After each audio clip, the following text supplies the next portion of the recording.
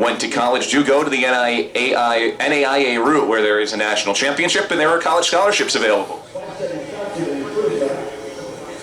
Daniel Corvera came through in second, and you could hear his coach hollering, perfect, 4:20 on each lap so far, so he's right on the time he's looking for over his first 2 laps.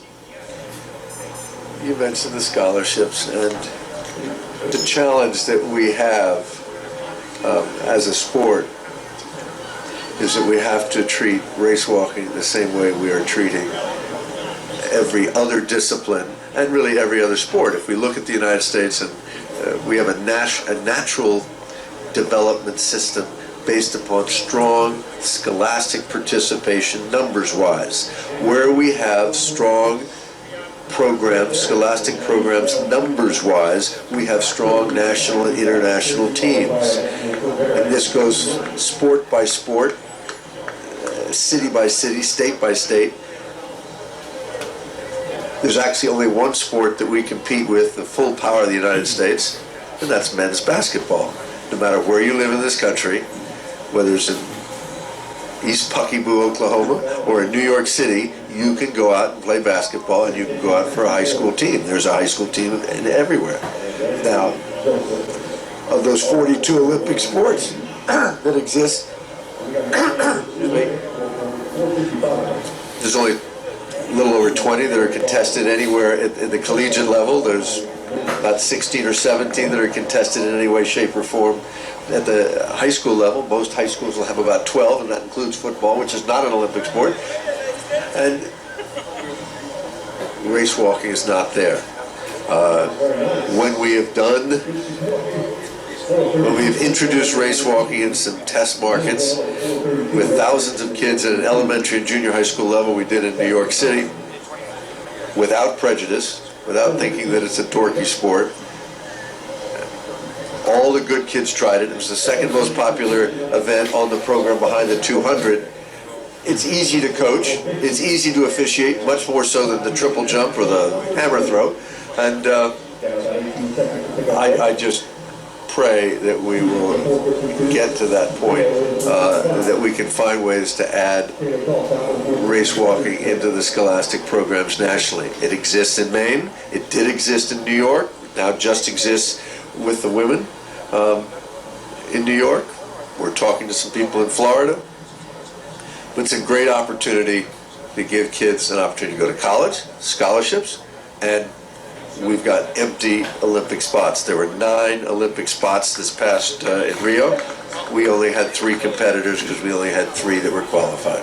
Tracy, we're through 2 laps in the women's race. Still first place for Maria Michta-Coffey, just behind Miranda Melville, the 2 Olympians. In 3rd place, Katie Burnett, as expected. Up in the top 5, though, one of the great stories of this race is Teresa Vale, 54 years old. She's in 5th place through 2 laps. She's been on the international scene for 33 years. She won the 1984 U.S. National Championship.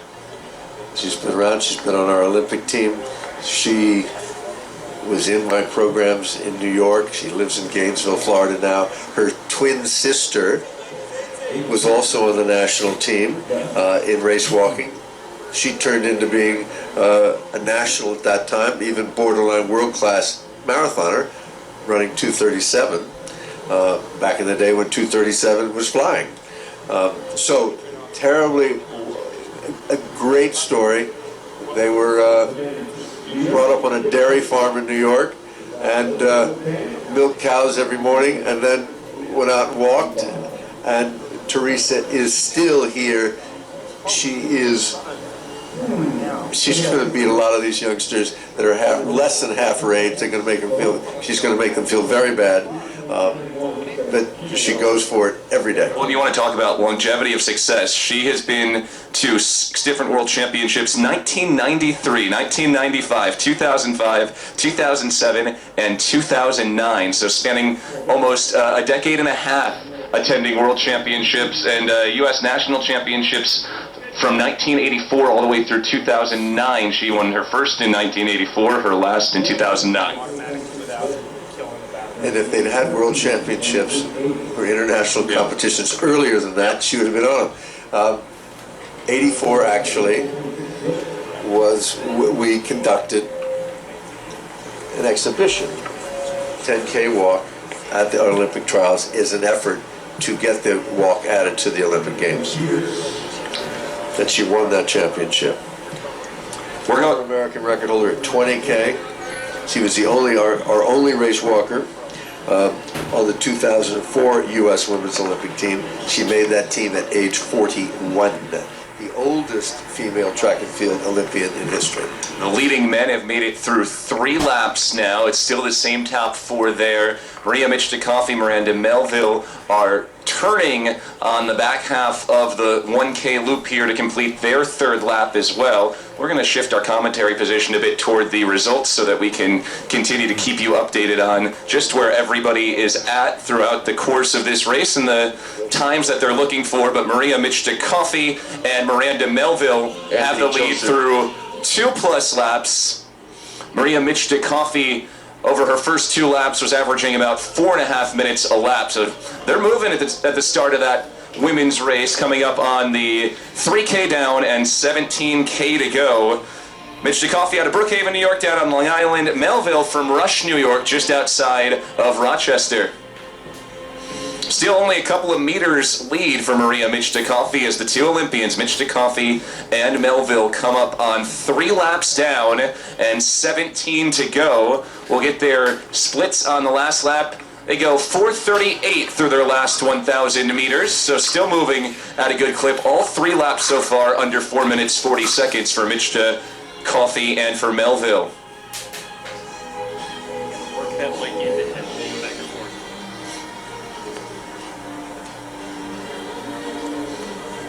Athletes continuing to come across the line in the men's race through 3 laps as well. 12 athletes in the men's race, 13 athletes in the women's race. Here comes the 3rd place woman right now, looking to get on the podium in the Women's 20K National Championship. In 3rd place at the moment, it's Katie Burnett, and she's followed closely by Robin Stevens, not far behind in 4th. And then it drops back into 5th place, currently occupied by Erin Taylor Talcott. So still a close competition here for that 3rd podium spot with athletes bunched together. And Robin Stevens is an interesting story in her own right. She's 33 from Mountain View, California. She was a 4-time U.S. junior champion who was also a national class runner. Qualified for the Pan Am Juniors as a runner at one point. And Robin is also now an accomplished designer who, after taking 10 years off, is now back competing in 4th right now, and she's going to challenge, and she's not giving up anything. Yeah, really interesting story about Robin Stevens. She pulled her Achilles in 2004, which is when she, no pun intended, walked away from the sport.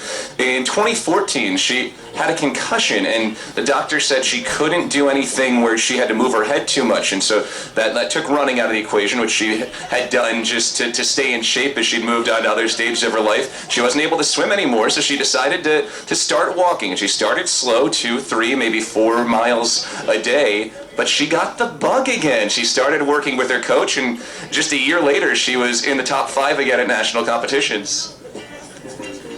I'm impressed. I didn't know that. Good job. Here's our leader in the men's race. It's still, after 4 laps, the lead belongs to Nick Christie, and here comes Emmanuel Corvera in 2nd place through 4 laps. John Nunn and John Cody Rich still in that same spot, battling it out for 3rd right now. They're all walking the paces that they think are appropriate for the day. Whether Nick will have and Emmanuel will have judged themselves correctly or not, we will soon see. Nick clearly has the talent to be an international class runner, walker. He always goes out like this. Now the question will be, perhaps with this day, with this weather, he won't need to have the fluids and the feeding down as properly as he's needed in the past when he's bonked. But that's why they do these walking races. They've only gone about 1/5 of the distance, so it is just barely beginning. Yeah, through 4K out of a possible 20K. Nick Christie has gone through 4K in 16:58. He had a 25-second lead back to Emmanuel Corvera in second. Corvera through 4K in 17:23. And then John Nunn and Cody Risch went through with the same time. They went through in 17:40 and 4/10 of a second through their 4,000 meter mark. That's your top four. Currently in fifth place, Anthony Peters. And in sixth place, coming through after his fourth lap, is Matthew Forgas.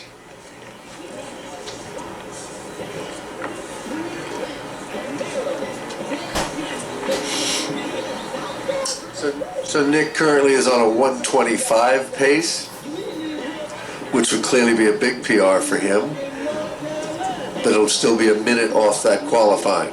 Now there's prize money out here. That's going to make him very happy if he can finish.